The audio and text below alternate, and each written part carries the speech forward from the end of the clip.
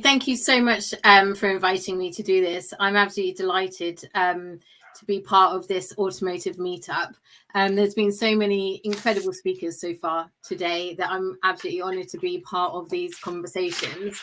And absolutely delighted that Hazmate at the beginning was talking about autonomous driving, in fact, and that it was a mega trend.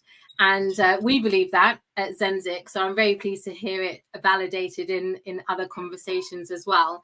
So today I'm going to just give a bit of an introduction about who Zenzic is and what we do, and then how we try to create a bit more of a diverse, inclusive environment in the work that we do. Just as a bit of background, I've been at Zenzic for about 2.5 years, and I have a dog. I'm not sure if you can hear her barking. Apologies for that. And prior to Zenzic, I was in the energy sector, which is also a very male-dominated working environment. I've always worked in very engineering-focused roles, though I am not an engineer. And I see my job is really to kind of help translate some of the engineering speak into speak that can be understood by the masses. So if my family and friends can understand what we're doing, then that's brilliant. I have 2 young boys who are 6 and 8, and also I live in Cornwall, which, if people know the geography of the UK, it's southwest of the UK. It takes 4 hours at least on the train to get to London. So COVID was helpful for me from a kind of accepting that you can work from home. You don't always have to travel and be face to face with people, though that is something that I do quite enjoy to do as well. So I thought I'd just introduce who we are as Zenzic, because we're a relatively new organisation, started up about 4 years ago. And really, we're a not-for-profit, and we bring together industry and government and academia and lots of different types of user groups to promote connected and automated mobility, both in the UK and globally. We do this through 3 different areas. So we have an insights team, an innovation team, and my team, which is the collaboration team. And we work very closely with the others. There's 14 of us. I counted them up for this presentation. Who work really closely together to help do that. So we're a combination of communicators as well as strategists, researchers, and engineers. And really, one of the reasons I love working for Zenzic is that the technology that we're developing, or that we are supporting to be developed by others, we don't actually make anything. We just try to bring the right people together in the room at the right time to have the right conversations, to go away and do the incredible stuff.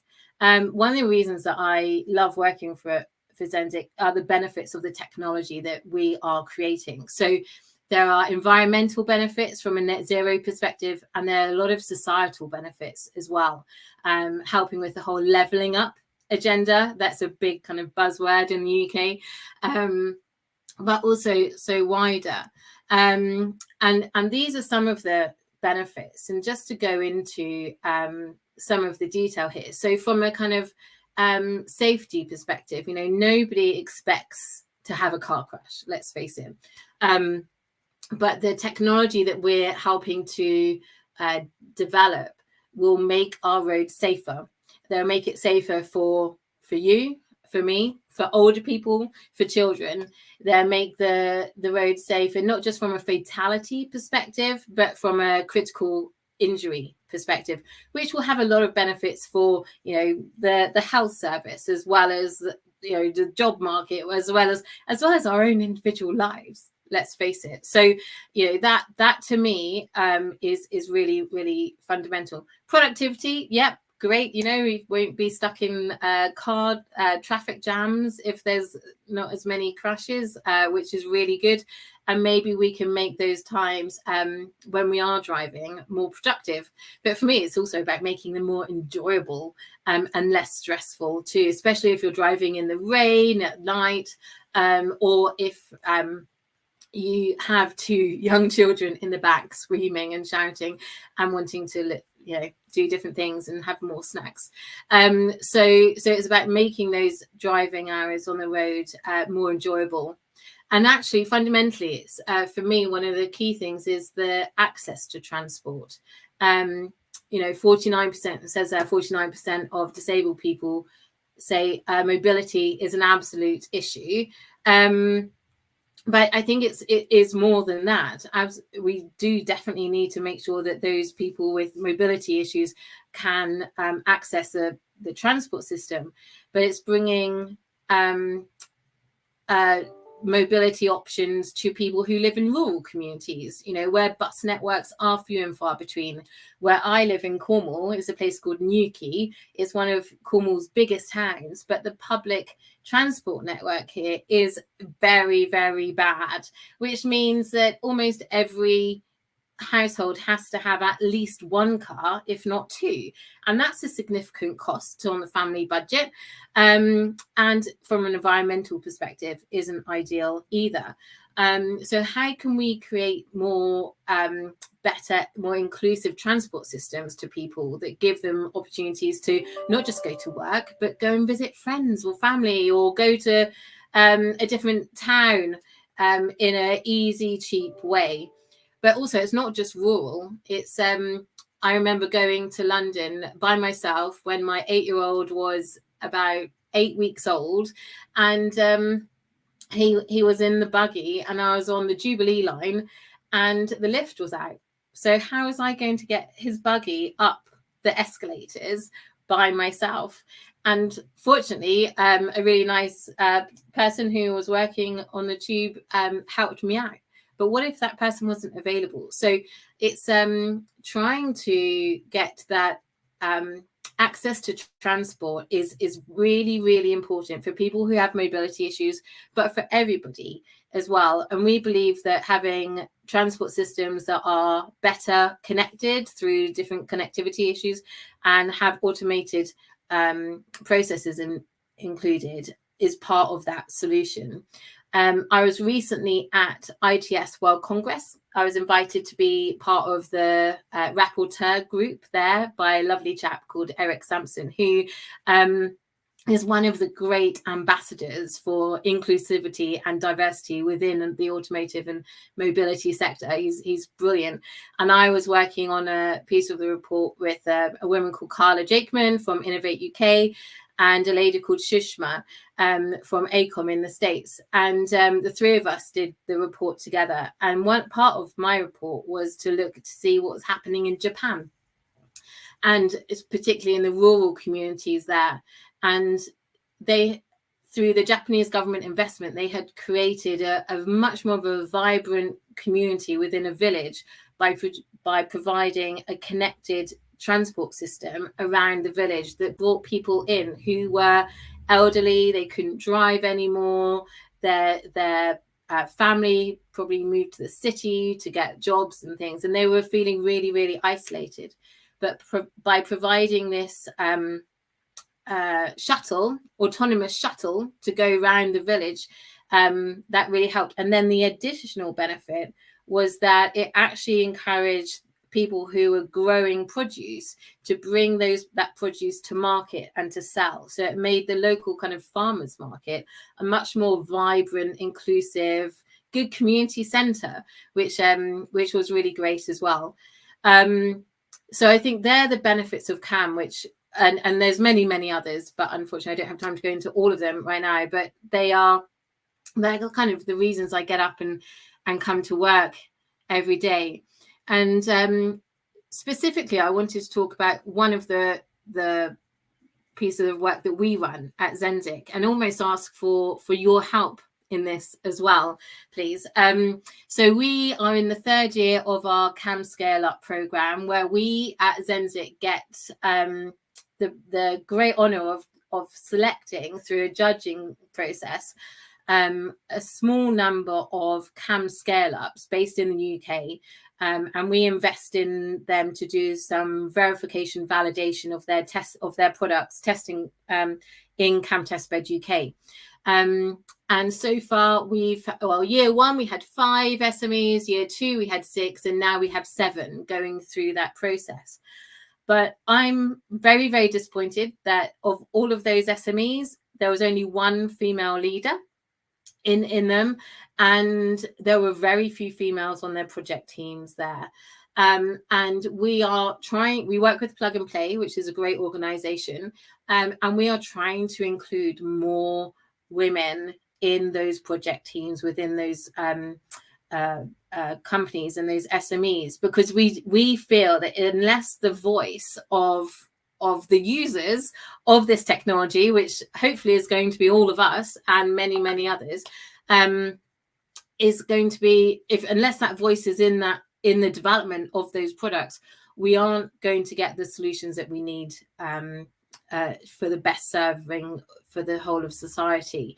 It's a brilliant program. Please do go onto our website and have a look at it and see. But it's one that we need to, I think, expand out into being a bit more of an inclusive community than simply who we have going through it at the moment. So if anybody has any SMEs that are led by women or have a heavy female dominated presence within it, or has any ideas of how we can promote it to encourage those to come in and join it, then please do get in touch and we'll be very keen to talk to you about it.